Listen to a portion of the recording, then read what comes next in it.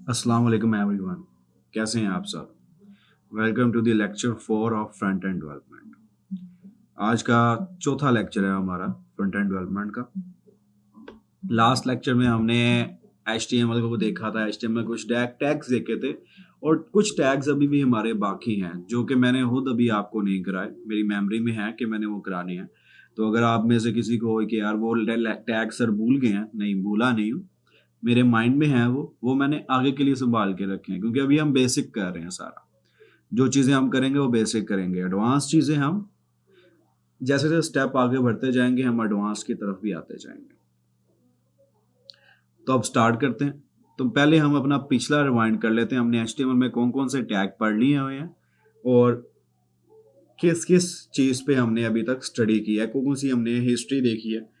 पिछले जो 3 लेक्चर हैं हमारे जो HTML के हैं उनको हम एक दफ़ा रिवाइज कर लेते हैं, देन हम मूव करेंगे अगले लेक्चर, आज के लेक्चर में सॉरी। हमने इंट्रोडक्शन से स्टार्ट किया था। वेब का इंट्रोडक्शन से स्टार्ट किया था। हमने देखा था कि वेब ऐप क्या होती है, हमने देखा था वेबसाइट क्या होती है, उसके बाद हमने देखा था कि ब्राउजर्स बेसिकली हैं क्या। ठीक, हमने ये देखा था। हमने देन देखा कि वेब के वर्जन्स कितने हैं, 1.0, 2.0 एंड 3.0। हमने ये स्टडी किया अभी तक। ये था हमारी वेब की थ्योरी का पार्ट। उसके बाद हमने स्टडी किया वेब के कुछ टर्म्स को, जो कि आपकी हम जिसके बारे में कोर्स है फ्रंट एंड डेवलपमेंट। हमने देखा कि फ्रंट एंड के लिए कौन कौन सी चीज़ें ज़रूरी हैं। हमने देखा पहले हमारा था HTML जो कि हमने कवर कर लिया है। उसके बाद था हमारे पास CSS जो कि हम अब स्टार्ट करने लगे हैं। And last but not the least JS जो कि हमने करना है अब। ठीक होगी बात। हमने क्या किया, फ्रंट एंड के बारे में देखा क्या चीज़ें हैं। उसके अलावा हमने HTML को देखा आगे कि HTML में क्या क्या चीज़ें, बेसिक HTML के टैग से किया। बेसिक HTML के टैग्स में कौन कौन से टैग आते हैं। हेडर, हेडिंग टैग सारे जो हमारे थे H1 से लेके H6 तक, ये टैग्स हमने देखे। उसके बाद हमने कुछ और अपने पास टेक्स्ट कंटेंट के टैग देखे, जैसे P और स्पैम। P हमारा था जो कि सिंपल छोटी जगह लेता है, अपनी साथ वाले को भी जगह प्रोवाइड करता है, टेक्स्ट दोनों में होता है। लेकिन जो P टैग है वो पूरी की पूरी स्पेस लेता है, वो किसी को जगह नहीं देता अपने अराउंड। आज के लेक्चर में हमने हमें आप अब जैसे CSS में कर लूँ, मैं आपको जब ये करा रहा था मैंने आपको बताया था कि मैं ये चीज़ आपको कवर करूंगा जब मैं CSS करवा रहा हूँ।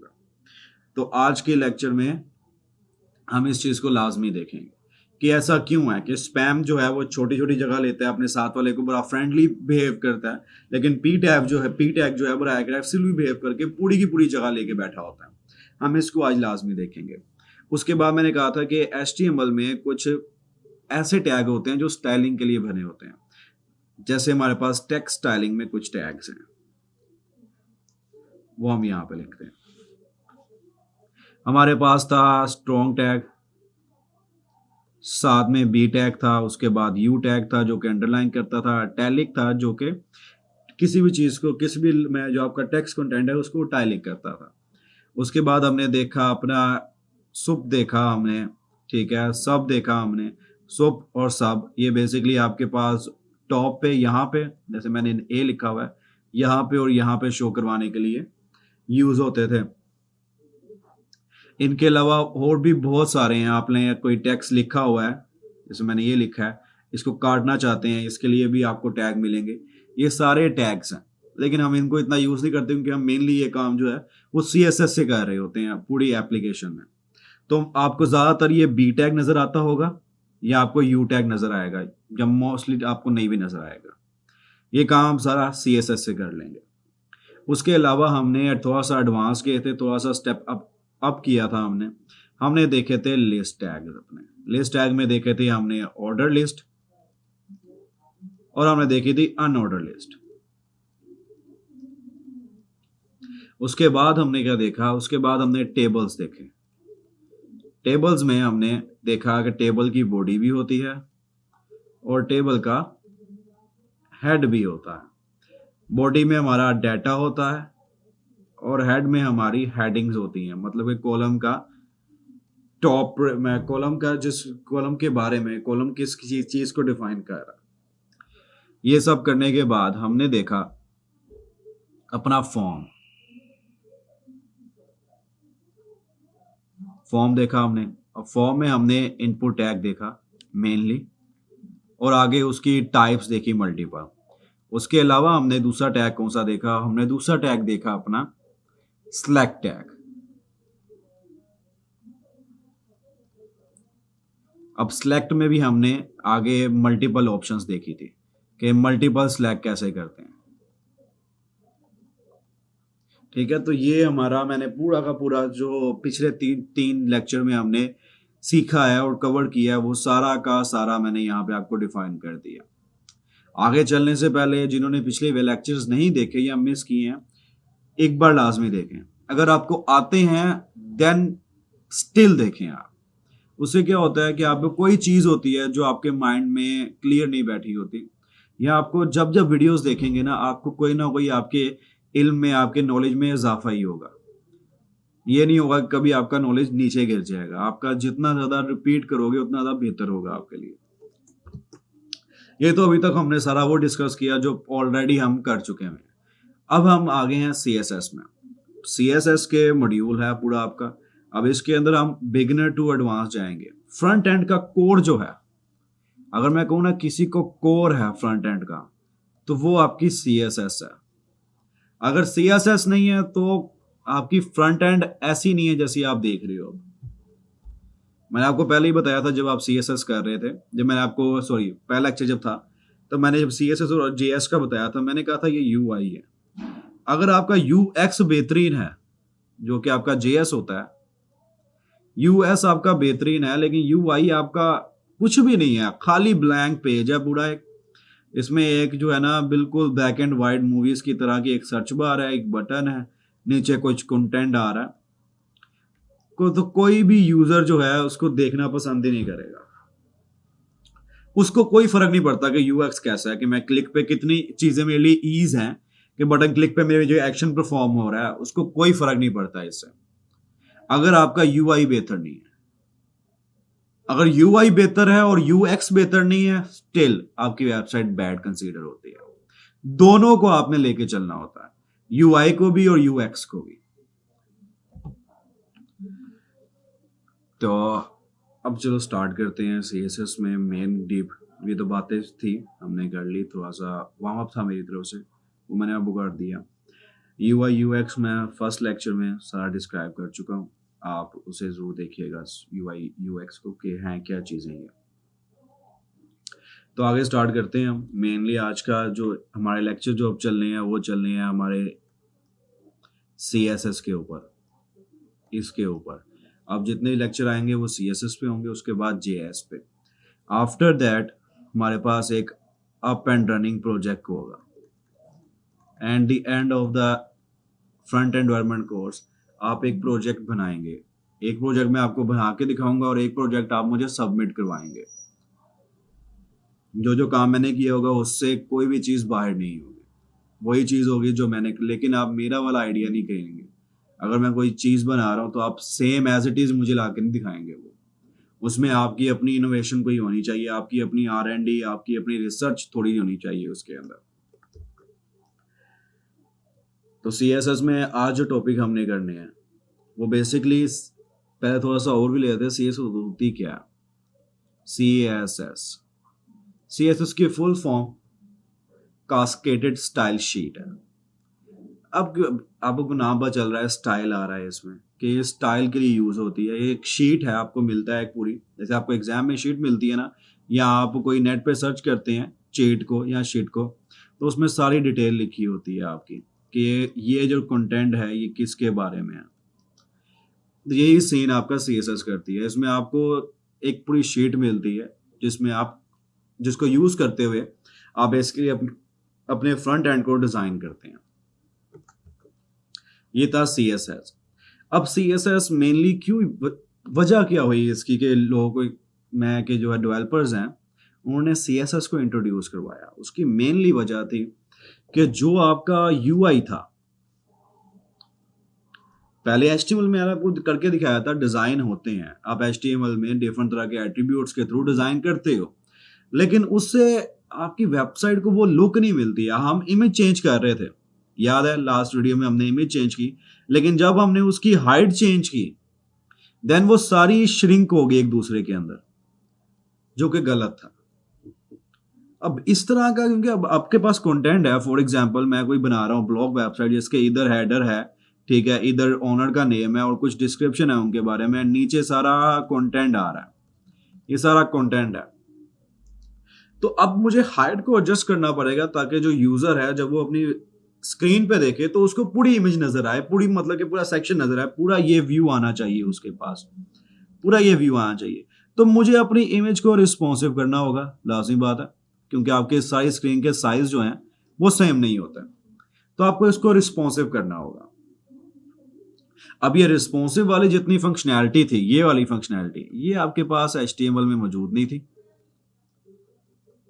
आप कुछ हद तक रिस्पॉन्सिव कर सकते थे, जैसे आप इमेज को आप पिक्सल में देने की बजाय जो हमने दी थी, हम इसको परसेंटेज में दे देते कि इतना परसेंट आप ले लो, लेकिन वो फिर भी जो है सूटेबल नहीं थी। अब इसके इस लिहाज से तो ये इमेज नजर आ रही है, लेकिन जब ये चली गई मोबाइल साइज पे, इतनी स्क्रीन साइज पे, फॉर एग्जांपल स्क्रीन पे चलेगी, देन ये इमेज जो है ना आपको कुछ इस तरह नजर आएगी, जो कि विजिबल ही नहीं है। पूरी कंटेंट आ गया सारा यहाँ पे, ठीक है, उसके बाद ये चीज नजर आ रही है, लेकिन इमेज आपकी गायब हो जानी थी।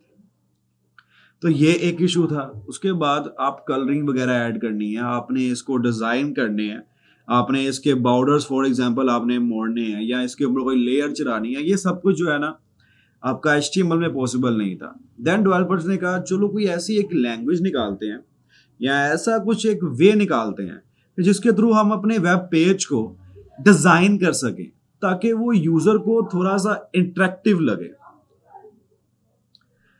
उसके अब यूजर स्क्रॉल कर रहा है, रीड कर रहा है न्यूज़पेपर वगैरह, ठीक है उसके लिए, लेकिन अगर उसको मजा नहीं आ रहा उस वेबसाइट में, वो इतनी देर वहां बैठेगा नहीं ब्राउजर पे, वेब पेज पे। अगर आपके सामने कोई गंदी वेबसाइट खुली हो, आप हार्डली, अगर बहुत जरूरत पड़ गई है आपको उसके कंटेंट की, देन हार्डली आप 5 से 6 मिनट रुक जाओगे या इससे भी कम रुकोगे, उसके बाद आप चले जाओगे। लेकिन एक वेबसाइट है जिसका UI बड़ा कमाल का है, तो आप कंटेंट ना भी चाहा हो आपने, लेकिन स्टिल आप उस वेबसाइट में घूमोगे यार कि बना कैसे हुआ है यार, कितना खूबसूरत बनाया हुआ है।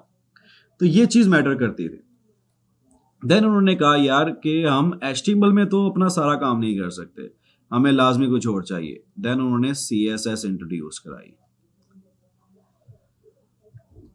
अब CSS की जितनी फाइल्स होती है, जैसे HTML की फाइल है वो .html स्मॉल में सारा .html में होती है, तो CSS की जितनी फाइल्स हैं वो .css के एक्सटेंशन के साथ होती हैं। आप हर एक पेज की, हर एक सेक्शन की, हर एक एलिमेंट की जो आपकी HTML में मौजूद है, आप हर एक चीज की CSS कर सकते हो इसी के थ्रू। अब ये तो काम हो गया। अब हमारे पास दो चीजें आ गई, एक तो हमारे पास आ गई .html की फाइल और दूसरी हमारे पास आ गई CSS की फाइल, .css की फाइल। यार अब बात ये थी कि हमने इन दोनों को एक दूसरे के साथ कम्युनिकेट कैसे करवाना है, इन दोनों की बातचीत कैसे स्टार्ट करें। अब अगर मुझे कोई ऐसा वे निकालना था, क्योंकि डायरेक्ट तो CSS इस तरह इस फॉर्मेट में नहीं आई थी, कुछ ऐसा पहले उसको एम्बेड किया गया था कि वो डायरेक्ट HTML के अंदर यूज हो, फिर उसको एम्बेड किया गया कि यार डायरेक्ट जो है ना एलिमेंट के अंदर ना यूज हो, थोड़ा सा हेड में यूज हो जाए। देन उन्होंने कहा कि यार जब आप भरे पे पेज बनाने लगे, तो बहुत छोटा पेज है, अभी बहुत छोटा पेज है, भरे पेज बनाने लगे पड़े, देन उनको फील हुआ यार कि ये तो लाइन ऑफ कोड काफी लेंथी हो गया है, कि अगर हम एक ही जगह पे सारा काम करेंगे, हम HTML,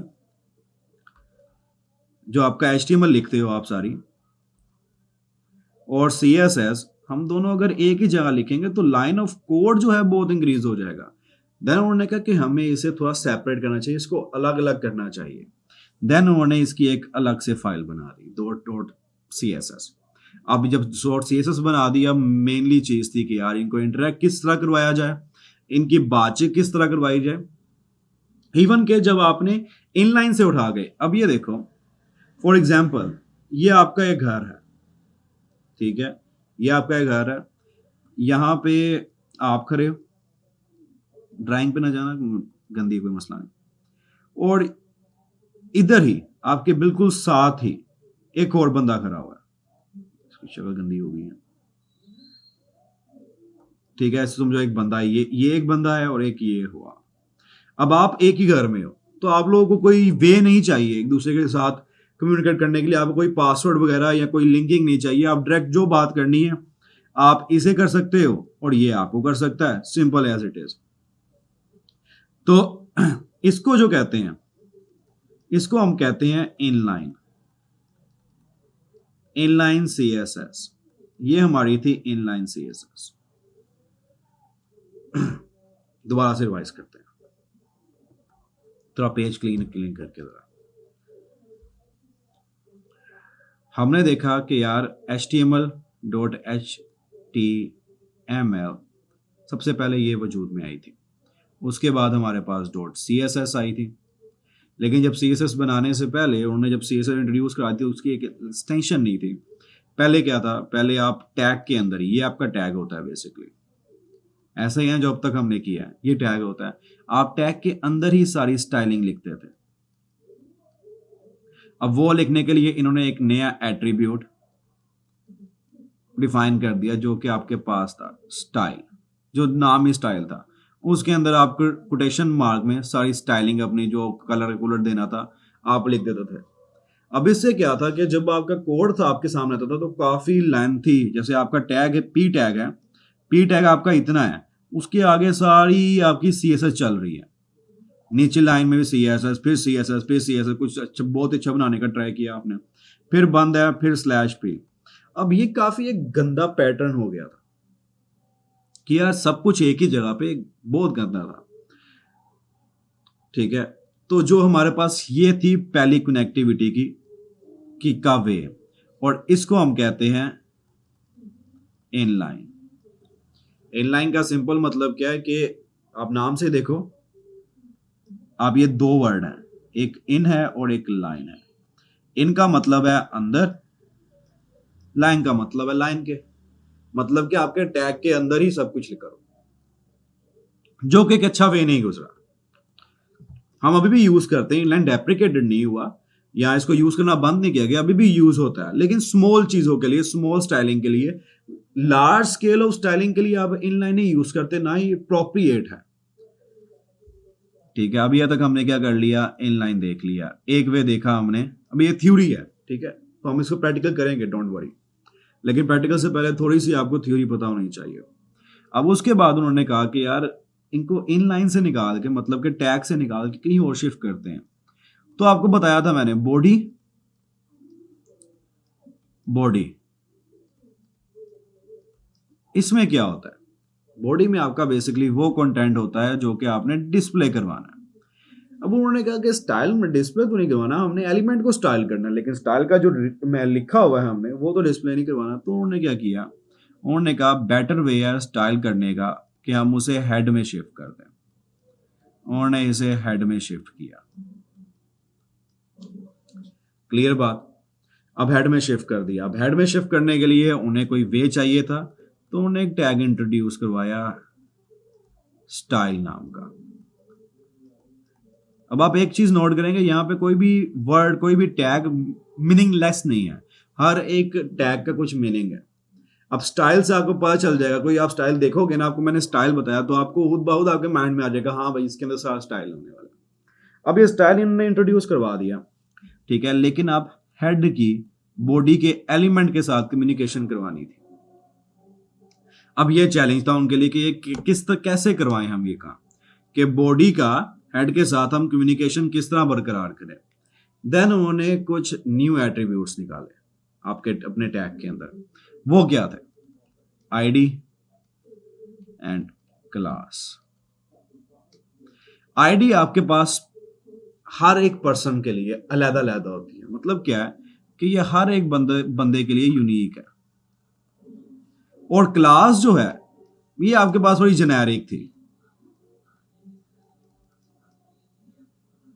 क्लास आपके पास जेनेरिक थी और आईडी यूनिक थी। फॉर एग्जांपल आपके पास 10 एलिमेंट है, 10 में से आपने एक एलिमेंट में कोई चीज आपने स्टाइल करना है, देन आप यूज करते हो आईडी।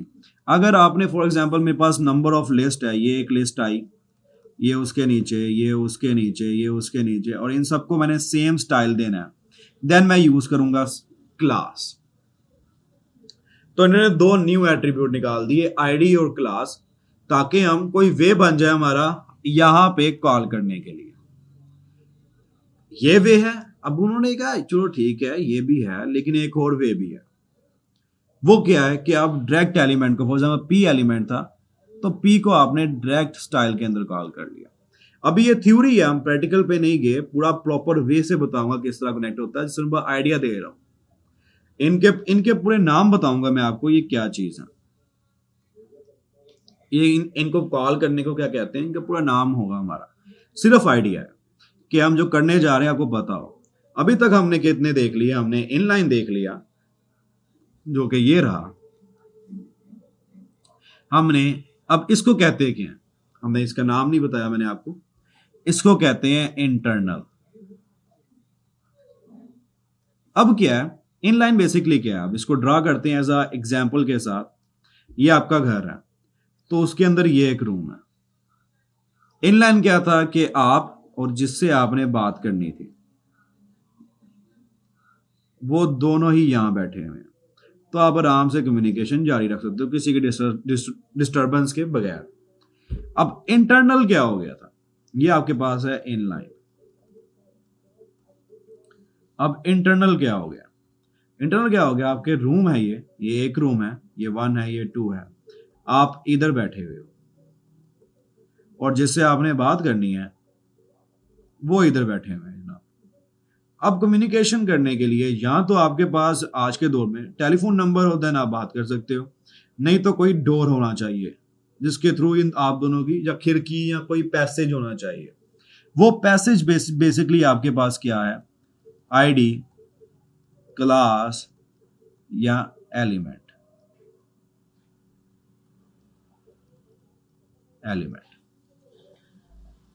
दो हमने देख ली, इनलाइन देख लिया हमने, इंटरनल देख लिया।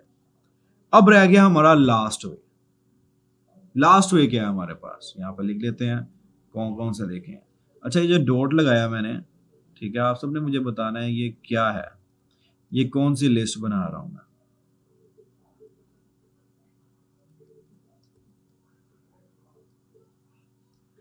दो देख लिए, इनलाइन और इंटरनल, ठीक है।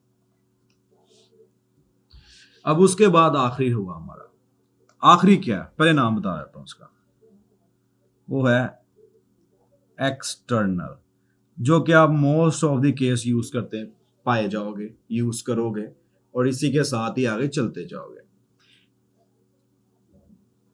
अब एक्सटर्नल है, ठीक है। अब एक्सटर्नल क्या था कि आपने कहा फॉर एग्जांपल आपके पास मिनिमम 50 एलिमेंट्स आ गए, ठीक है, उनमें से आपने फॉर एग्जांपल 30 को स्टाइल करना है। तो अब इन दोनों का कोई लाइन ऑफ कोड होगा जो कि अप्रोक्सीमेटली 250 बन जाएगा। अब 250 लाइन ऑफ कोड की एक फाइल आपकी, काफी लंबी फाइल नहीं होगी, ये रीड करने वाला ही परेशान हो जाएगा, यार लिखा क्या हुआ है इसमें, इतना लंबा कोड। तो उन्होंने क्या कि सेपरेट करते हैं स्टाइल को। ये आपके पास HTML है और ये आपके पास CSS है। उन्होंने कहा इन दोनों को सेपरेट करो। अब उन्होंने इनके दरमियान जो है ना लाइन खींच दी, इसको कह दिया .html, उससे कह दिया .css, ठीक है। अब आपकी ये जो थी आपकी 250, अब वो आपकी एलिमेंट की फॉर एग्जांपल बन गई आपकी 150 lines of code, and CSS का आपका बन गया 100 लाइन ऑफ कोड। अब आपको जब आप पढ़ोगे, अब आपको वैसे देखने में पता चल जाएगा यार कि HTML लिखा हुआ है ना, तो इसके अंदर क्या होना है, इसके अंदर बेसिकली सारे एलिमेंट्स होने हैं। CSS लिखा हुआ है ना, इसके अंदर क्या होना है, इसके अंदर बेसिकली सारा स्टाइल होना है। तो आपके माइंड में खुद ब खुद आ गया, हाँ भाई ठीक है। और बेटर वे भी ये है कि आपको जो चीजें अलग हैं उनको अलग रखना चाहिए, ताकि आपका लाइन ऑफ कोड और कोड की क्लीननेस आपकी बरकरार रहे। अब ये था हमारे पास एक्सटर्नल वे। अब एक्सटर्नल वे में भी हमने इंटरनल वाला ही काम किया, क्योंकि हमें इंटरनल ही यूज करना था बेसिकली। मतलब कि हमें कॉल ही करनी थी, तो हमें कोई नई चीज नहीं हमने डिफाइन की। हमने क्या किया, बीच में डाल दी आईडी, क्लास एंड एलिमेंट, हमने इनके थ्रू कम्युनिकेशन कर दी। अब इंटरनल में तो इजी था हमारे लिए कि एक ही घर था हमारा, लेकिन रूम अलग अलग थे। इनलाइन में उससे ज्यादा एक था कि एक घर था, एक ही रूम था। अब एक्सटर्नल में हमारे पास 2 घर हैं।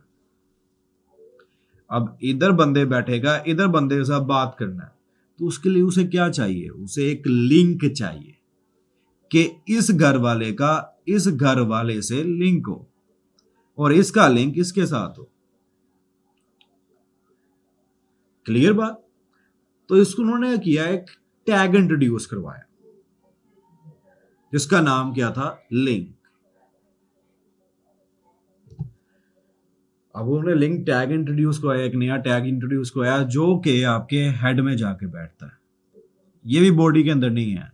मैंने कहा सिर्फ बॉडी के अंदर वो चीजें होती हैं जो कि यूजर को विजिबल होनी चाहिए। हेड के अंदर वो सारी चीजें लिखते हो जो कि आपने आपके बैक एंड के लिए चाहिए, आपके यूजर को उसमें कोई इंटरेस्ट नहीं है। तो यहाँ पे उन्होंने एक लिंक इंट्रोड्यूस करवा दिया, लिंक टैग। अब देख लो, नाम मैंने जो वर्डिंग है वही टैग है। यही ब्यूटी है प्रोग्रामिंग की, इसमें हर एक वर्ड का मीनिंग है, जो काम करता है वही उसका टैग मैं जो है ना डिस्क्राइब कर रहा होता है। डिस्ट्रीब्यूट कह दिया मैंने, डिस्क्राइब कर रहा होता है। बेहतरीन हो गया यहाँ तक। अब आपको तीनों में फर्क पता चल गया। अब इसको थोड़ा रेज करते हैं, थोड़ा दोबारा गो थ्रू कर लेते हैं जो इतना कुछ पढ़ लिया हमने। मुझे पता है थोड़ा ज्यादा हो गया, लेकिन बिलीव मी ये ज्यादा नहीं है। इसको थोड़ा थोड़ा रेज करते हैं हम और एक एग्जाम्पल ड्रॉ कर लेते हैं।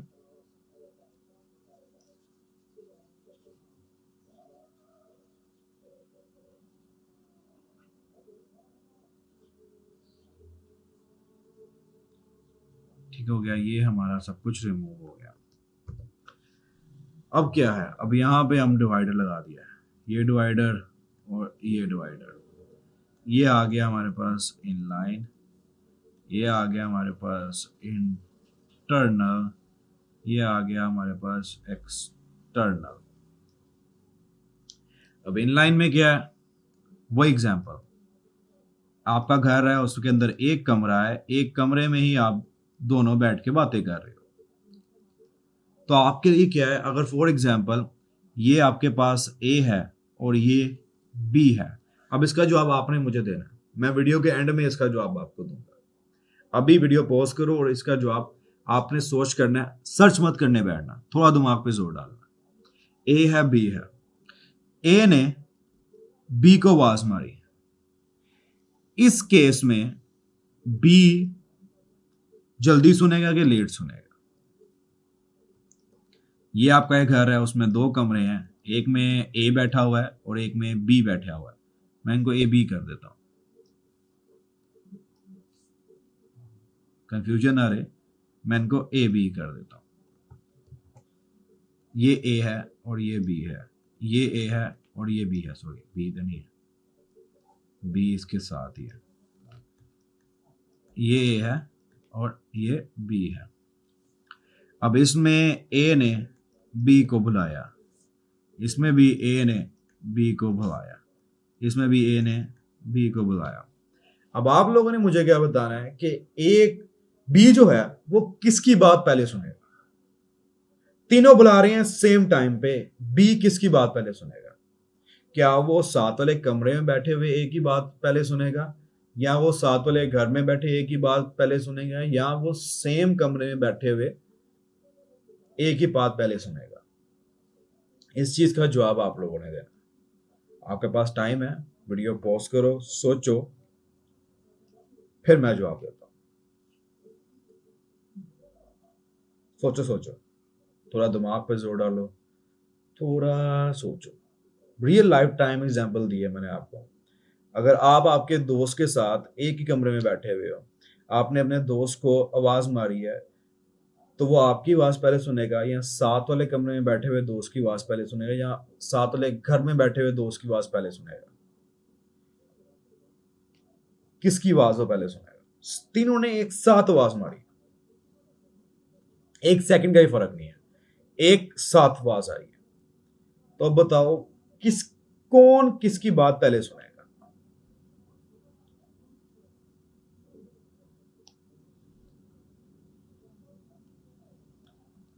आप लोगों ने बात सुन लिया, समझ लिया, चलो बेहतरीन है। अब मैं आपको बताता हूं कि क्या राइट आंसर है। बी, सबसे पहले एक ही आवाज सुनेगा, क्योंकि उसको सबसे ऊंची आवाज उसी की मिलनी है जो साथ बैठा हुआ। जब ये फॉर एग्जांपल आप दो कमरों में बैठे हुए हो और आप अगर ऊंची बोलते हो तो साथ वाले कमरे की तो आवाज ही नहीं आती, दूसरे घर वाले की तो बहुत दूर की बात है। अगर आप हमें बात कर रहे हैं तो आपको साथ वाले बंदे की आवाज नहीं, तीसरे बंदे की आवाज नहीं आती, तो यहाँ पे साथ वाले रूम वाली और साथ वाले घर वाले की क्या क्या बात है? ठीक है, तो हमारे पास क्या हो गया कि सबसे ज्यादा प्रायोरिटी आपकी इसकी है, इनलाइन की, नंबर 1 पे इनलाइन है। अगर आपने कोई स्टाइल इनलाइन पे लगाया हुआ है, इनलाइन पे लगाया हुआ है, उसने इंटरनल और एक्सटर्नल दोनों को ओवरराइड कर देना है, दोनों को पीछे छोड़ देना है। आपके टैग ने पहले सुन लिए इनलाइन की, हमेशा आपके टैग पहले इनलाइन को सारा समझेगा, देन इंटरनल के पास आएगा। अगर कोई चीज मैच नहीं करती, फॉर एग्जाम्पल यहां पे भी आपने कलर दिया, ठीक है, और यहां पे भी कलर दिया, देन वो ये वाला कलर उठाएगा, ये वाले को वो कांटा लगा देगा, एक्सटर्नल को तो वैसे ही कांटा लगा देगा। चलो ठीक है, अब हमारा इनलाइन तो निकल गया गेम से, अब इंटरनल और एक्सटर्नल रह गए। अब इंटरनल और एक्सटर्नल में से कौन किसकी बात पहले सुनेगा? जवाब बिल्कुल दुरुस्त है, जो कि मुझे नहीं मिला लेकिन भी दुरुस्त है। इंटरनल की बात पहले सुनेगा भी, क्योंकि अब देखो, आप अब एक रूम में बैठे हो, दूसरे रूम वाला कोई बुलाता है, आपको जल्दी आवाज आएगी, ना कि दूसरे घर वाले की। देन एलिमेंट आपकी इनलाइन के बाद सेकंड नंबर पे सबसे ज्यादा प्रायोरिटी देता है इंटरनल, तीसरे पे आता है आपके पास आपका एक्सटर्नल। प्रायोरिटी इसी तरह होती है। अब आपको काफी दफा मसले आएंगे, आपने इनलाइन लगाया होगा और एक्सटर्नल पे जाके आप चीजें चेंज कर रहे होगे,